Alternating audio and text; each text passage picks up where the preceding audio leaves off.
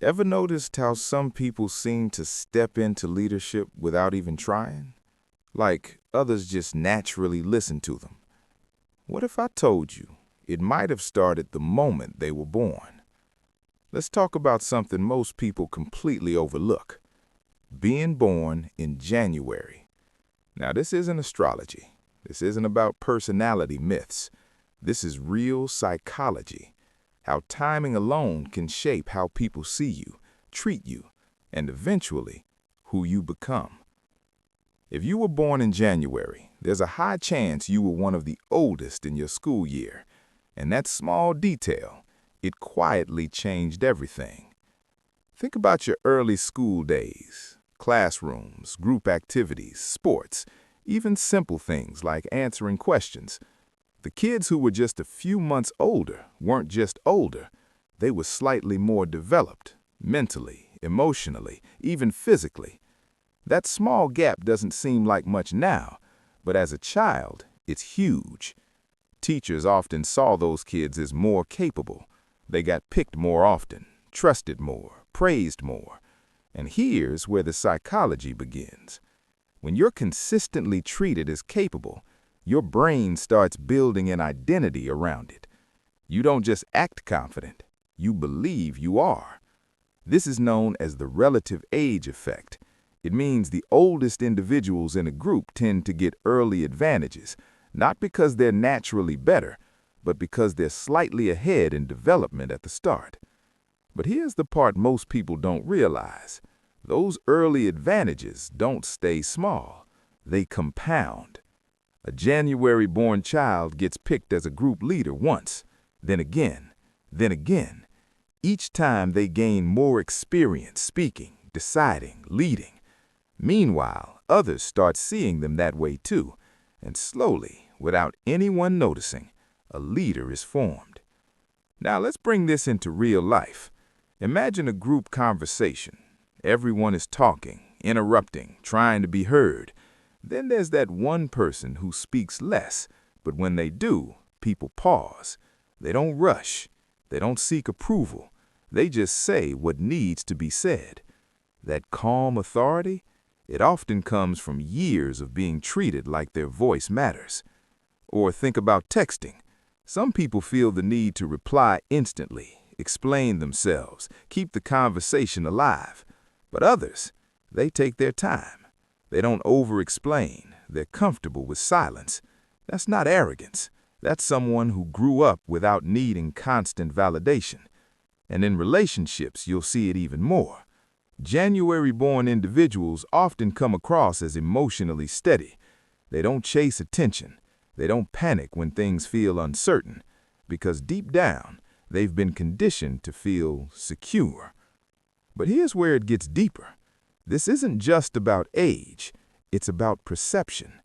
When people see you as mature early on, they treat you with more respect. And when you receive that respect consistently, your brain starts expecting it. That expectation changes how you behave. You speak more directly, you hesitate less, you tolerate less disrespect, and people pick up on that instantly. There's a psychological loop happening here. Perception creates behavior. Behavior reinforces perception, and over time, it becomes your identity. But there's another side to this story, one that people don't talk about enough. Being seen as the mature one comes with pressure. You're expected to have it together, to lead, to not mess up.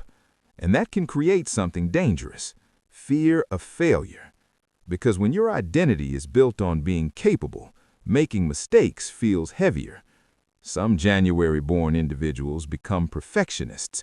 They overthink decisions. They struggle to let go of control. And emotionally, they might find it harder to be vulnerable. Not because they don't feel, but because they're used to being the strong one. This is where emotional control comes in. From a young age, they learned, consciously or unconsciously, that staying calm earns respect. So they regulate their reactions. They don't explode easily. They don't react impulsively. And in social dynamics, that's power. Because the person who controls their emotions controls the situation. Now here's something important. If you weren't born in January, this isn't something you missed out on, because this isn't really about birth month. It's about understanding the pattern and using it. You can build the same presence. Start by changing how you respond to situations. Stop rushing to prove yourself. Stop over-explaining. Stop seeking constant validation. Speak when you have something meaningful to say. Get comfortable with silence. Let people come to you instead of always going to them, because scarcity creates value. When you're always available, always reacting, always explaining, people stop seeing you as someone with authority. But when you become selective with your energy, your words, your attention, people start paying attention. Also, observe how you handle pressure. Next time you're in a tense situation, an argument, a disagreement, even a simple conversation, slow down. Don't rush your response. That pause there signals control, and control signals confidence. Over time, people will start treating you differently, not because you demanded respect, but because your behavior quietly required it. And that's the real secret behind why January-born individuals often become natural leaders. It's not luck, it's not personality. It's years of subtle conditioning that taught them one thing. Your value isn't something you chase, it's something you embody.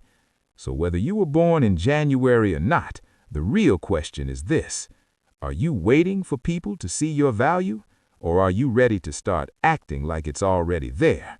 Because the moment you do, everything changes.